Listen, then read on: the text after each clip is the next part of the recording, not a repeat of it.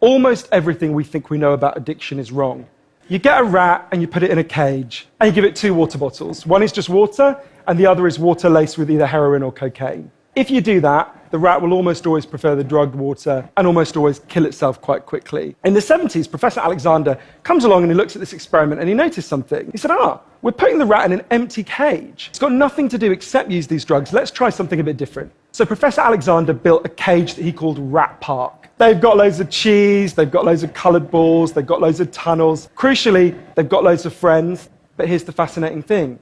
In Rat Park, they don't like the drugged water. You go from almost 100% overdose when they're isolated to 0% overdose when they have happy and connected lives. What if addiction isn't about your chemical hooks? What if addiction is about your cage? What if addiction is an adaptation to your environment? Maybe we shouldn't even call it addiction. Maybe we should call it bonding. Human beings have a natural and innate need to bond. And when we're happy and healthy, we'll bond and connect with each other.